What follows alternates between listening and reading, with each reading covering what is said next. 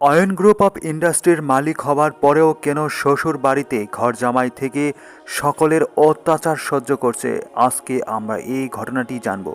অয়ন ছোট্ট একটি ব্যাগ হাতে নিয়ে নতুন বউয়ের শ্বশুর বাড়িতে পা রাখে। সবাই অবাক হয়ে তার দিকে তাকিয়ে থাকে। শ্বশুর বাড়িতে প্রবেশ করার পর থেকেই বিভিন্ন ধরনের কাজে সে ব্যস্ত হয়ে পড়ে এবং সকলে তাকে চাকর হিসাবে সম্বোধন করতে থাকে। সায়রা হলো তার স্ত্রী, আর সায়রা তাদের বান্ধবীদের তাদের বাড়িতে দাওয়াত করেছে। দেখা যায় সকল বান্ধবীরা মিলে ডাইনিং রুমে আড্ডা দিচ্ছিল। দেখা যায় অয়ন নিজেই চা বানিয়ে সেখানে গেস্টদের জন্য আপ্যায়ন করতে থাকলো। একজন বান্ধবী বলে উঠল, তোর জামাই চাকর নাকি? সায়রা তখন হেসে বলে উঠল, আরে না, বাড়ির কাজ করে আর কি। এটি শোনার পর তখন সকলে হেসে ওঠে, কিন্তু কেউ জানে না তিনি হলেন অয়ন গ্রুপ অফ ইন্ডাস্ট্রির মালিক। এটি শোনার পর অয়ন তখন মুচকি হাসি দিয়ে সেখান থেকে চলে যায়। এর পরের দিন আরেকটি ঘটনা ঘটে গেল। দেখা যায় সায়রার বন্ধুর বিয়ের অনুষ্ঠানে সবাই গাড়িতে যাচ্ছে। অয়নও উঠতে চায়, কিন্তু অয়নের শ্বশুর বলে ওঠে, এই জামা কাপড় নিয়ে কিভাবে তুমি যাবে? গাড়ি তো নোংরা হয়ে যাবে, তুমি বরং সিএনজিতে করে এসো। এরপর অয়ন কিছু না বলে চুপচাপ একটি সিএনজি নিয়ে সেখানে চলে যায়। উপস্থিত হয়ে দেখে সেখানে অনেক ধনী পরিবারের মানুষ উপস্থিত হয়েছে।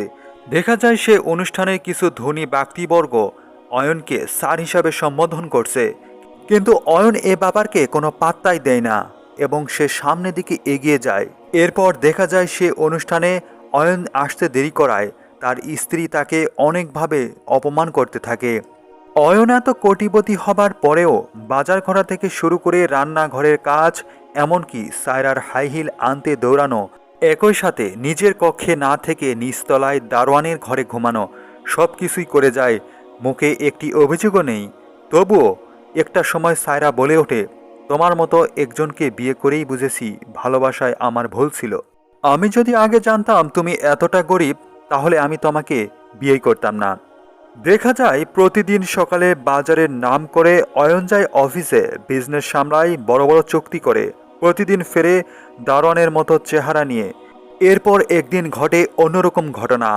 সায়রার পুরনো এক্স বয়ফ্রেন্ড তাহসিন ফেরে তাদের বাড়িতে। সে অয়নকে অপমান করে ও সায়রাকে কাছে টানার চেষ্টা করে। তাহসিন একদিন বলে ওঠে, এই লোক তোমার যোগ্য নয়। এরকম একজন ফকির এবং গরিব তোমার হাজব্যান্ড হতে পারে না। সে তোমাকে কি দিয়েছে? আমি তোমার লেভেলের। সায়রার পরিবারের সাথে তাওসিনের পরিবারের ব্যবসায়িক সম্পর্ক রয়েছে এবং পার্টনারশিপে তারা কাজ করে। পরের দিন খুব ভোরে অয়ন বাজারে গিয়ে মাছ এবং শাকসবজি কিনে সে বাড়িতে ফিরল এবং রান্নাঘরে ঢুকে পেঁয়াজ কাটতে শুরু করলো। ঠিক তখনই তার শাশুড়ি